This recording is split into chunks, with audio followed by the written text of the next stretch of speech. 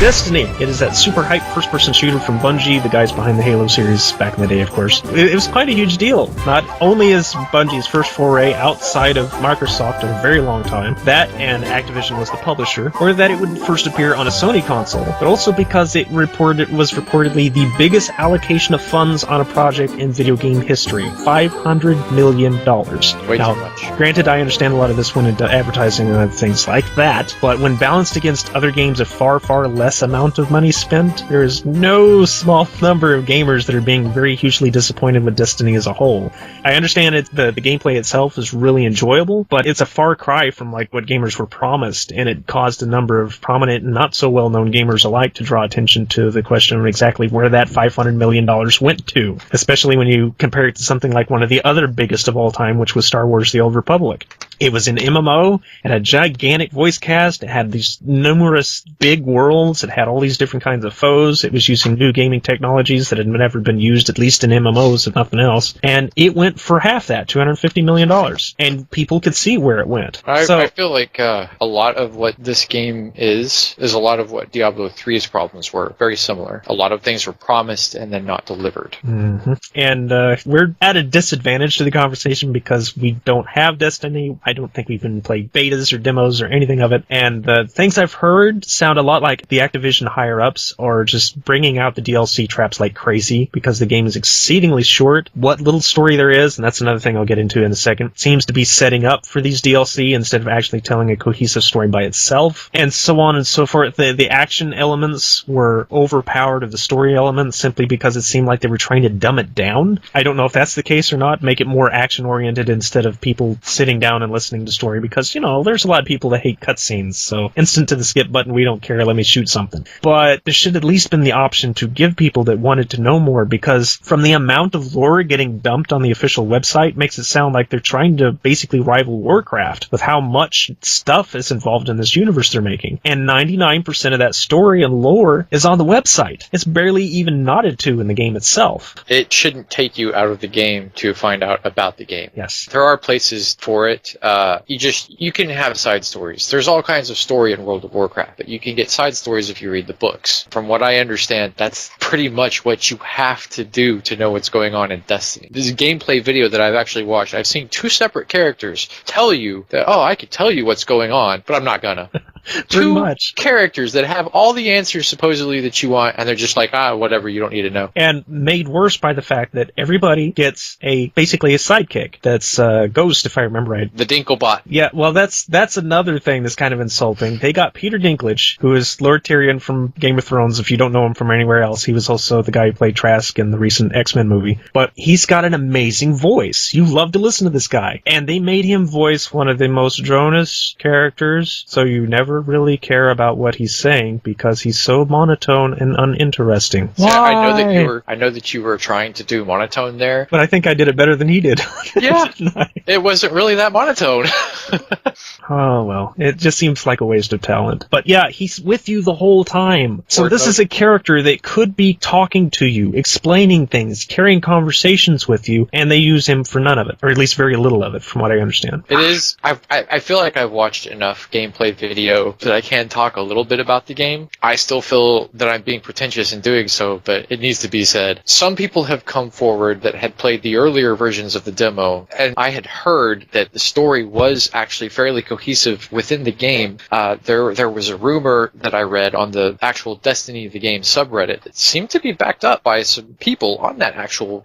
There's some cutscenes that I think are running around YouTube from the beta that are not in the game. Another thing that I'll say that's been pointed out by a large portion of the Destiny community is that the times that you do interact with the Dinklebot, I love calling it that, it's the Dinklebot, you tell him to, here's something shiny, here's a console, go play with that, and then you protect him from a horde mode, basically. Waves of enemies just coming out of nowhere, and then he does his little thing, and then everything's fine, and the enemies stop coming, and that happens over and over and over again within the campaign itself. You're basically going from one horde mode shootout to another horde mode shootout to a guy that soaks up a whole bunch of bullets. Pretty much. As I understand, there's only like 3 bosses that you repeatedly fight, and there's maybe 6 enemy types. Mm-hmm. Now, that's not good, guys. I will say... $500 million, I'll remind you.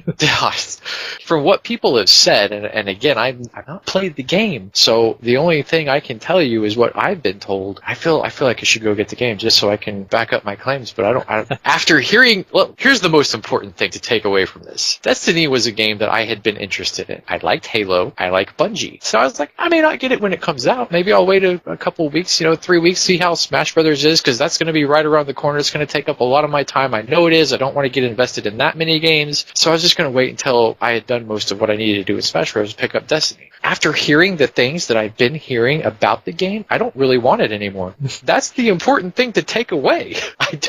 I'm not interested in it anymore. It just doesn't sound fun. It sounds like Diablo 3 when it very first came out, and that's it. And there's a lot to that, because it does kind of share a quasi-MMO. It's not quite an MMO, but you're still playing with people you don't know on occasion, because it's kind of like they throw you in instances. So you're teamed up with people. I don't know if there's like a matchmaking or anything like that allows you to play with your friends. I would assume so. That's kind of a stupid thing to leave out. There is.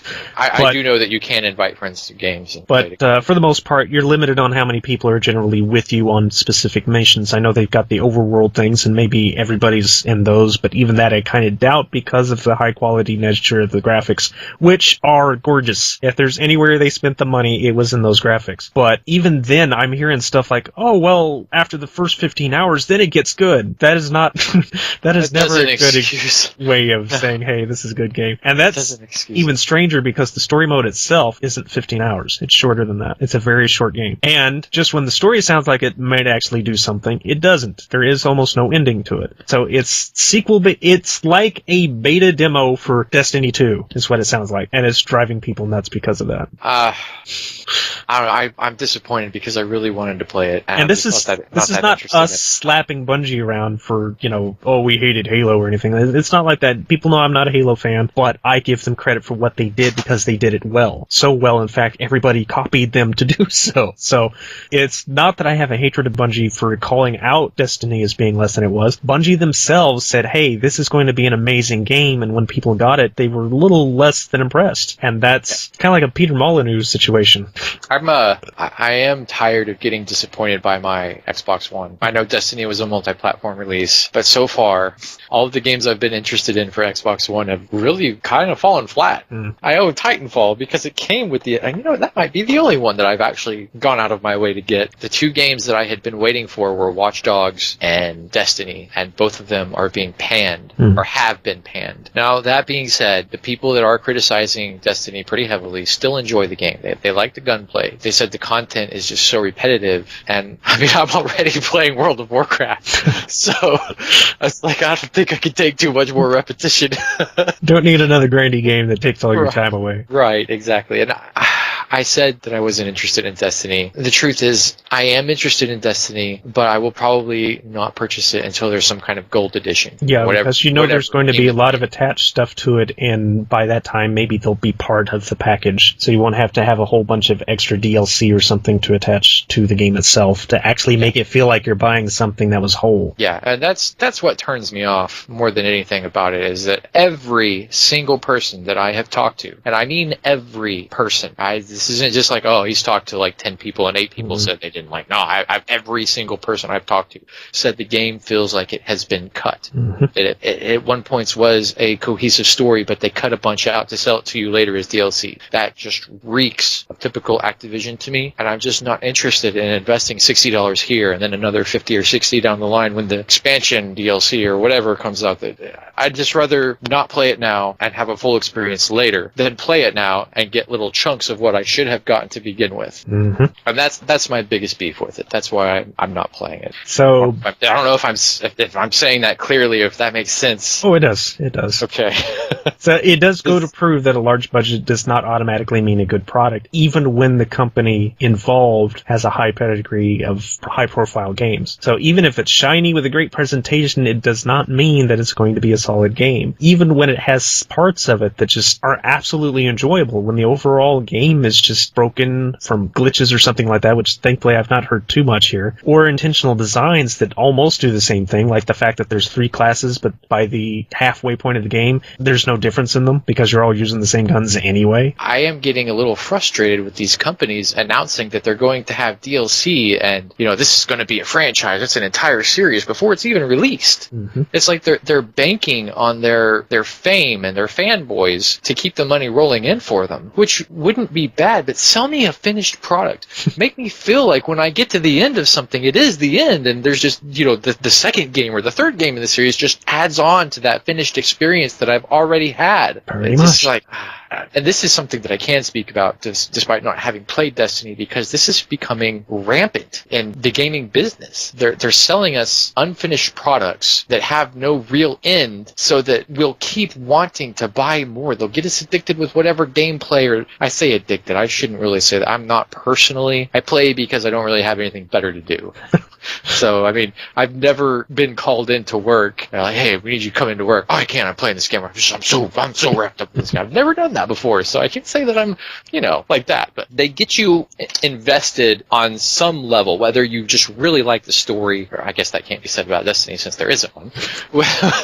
Whether you just really like the gameplay, which apparently is the case with Destiny, it's like a teaser. This game, from what I've seen, it really does feel like a teaser to a bigger project, which is why I think so many people feel that the game has been cut up so much to be repackaged later, Hastings. Well, you saw my reaction to it. I think it was last week. I realized how long this game's been in development. I realized how much high-profile publicity it's been getting, but it just felt like, no, they shouldn't be releasing it next week. That can't be right. Not for as big and as bold as they're talking about it's going to be. That's too early. It just did not feel like Destiny should have been coming out, and it just took me by surprise when I was corrected. Yeah, I hadn't been following it that closely. I only started following it when I started hearing things about it. I was like, it's going to be so amazing. I was like, okay, I'll watch some gameplay videos of it. I intend to buy it. Maybe I'll talk myself into buying it a little bit earlier. And that's not at all what happened.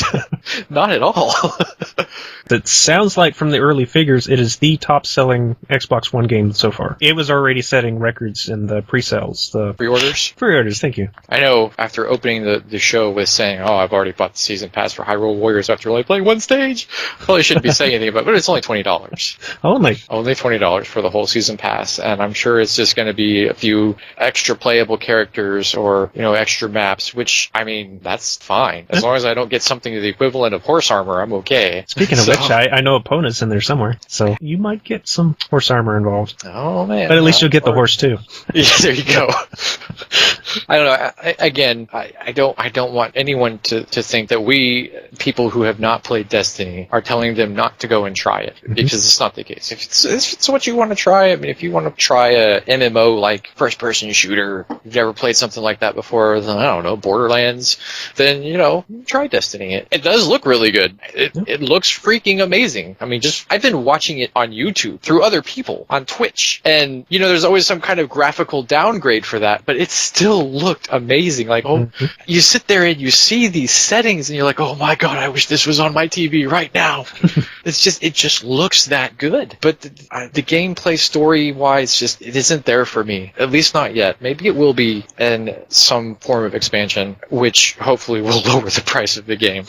But just for me personally, I don't have any friends playing it. I don't really have any friends I can recommend the game to that I think would stick with it or be interested in it. So it's just a non-deal for me. Temporary pass, in other words. Exactly. Temporary pass, simply because it doesn't seem that the single-player experience is there. The multiplayer experience looks fairly competent, aside from the whole terrible RNG with loot that I've seen. It's awful. It's like pre-Loop 2.0 Diablo 3, which was awful. I stopped playing that game after a month until that came out because it was so terrible. They've released 2 patches, I think, since the game's launched, so I think that's some of the stuff they may be looking into fixing. I haven't looked over the patch notes, but... And if my personal situation for not buying the game changes, as in if Chris were to get an Xbox One tomorrow and say, hey, I got Destiny with it, I would probably pick up Destiny to play it with it. I'm not necessarily concerned that's going to happen, so... Because even if I got it, what's that guy that's just standing there? What do you mean I'm not standing? I'm over he just here. Jumped. He just jumped. But I think he missed the hole he was trying to jump over. I'm going to be one of those guys that look like he's animated in 2 frames per second. Yeah. Anyway. long topic out of that. I would like to throw out a little quick shout out to Shiro Games' sequel. I heard about this just today while I was looking for game news stuff. To one of the most interesting indie RPG titles out there, and all the more shameful that I never myself bought it, but Evoland. And I did watch a stream of it beginning to end, so that's probably one reason why I never felt like buying it, is because I saw everything it had to offer. But yeah, Evoland 2, A Slight Case of Space-Time Continuum Disorder. It'll be coming out sometime along the way. It's under development right now, but it will not only continue the intriguing concept of the game progressively growing more advanced as you progress. This time it's using like a time travel mechanic, as I understand it, so it'll be like 8-bit world, a 16-bit world, and a 3D engine world. So yeah, I kind of like how that's going, and it'll include even more genres than the previous one, but it'll also include platforming and bird's-eye shooting games, and even a turn-based tactical action type stuff like Shining Force or Fire Emblem. So they also promise it's going to be much bigger than the last game, because admittedly the last game was pretty short. I'm thinking it was beatable in about 4 hours or so, even with all the secrets. So, and you're seeing the alpha pics of the game back there in the back. So, but follow us on Twitter at PrinnyCast. You can contact us with email at PrinnyCast@gmail.com. Don't hate us for our views on Destiny, because we're going a lot on hearsay and distanced visualizations. But considering the consensus pretty much follows what we've been saying, I don't think we're telling you guys anything you don't already know if you don't already own the game. So, but until next time, and I guess we lost Grover. I hate that because he was having a headache, and I know this is probably driving him absolutely bonkers. So hopefully he just went on to bed. Fear not, Grover, we shall carry on without you. You're here in spirit, dude! So we'll see you all next time. See you next time.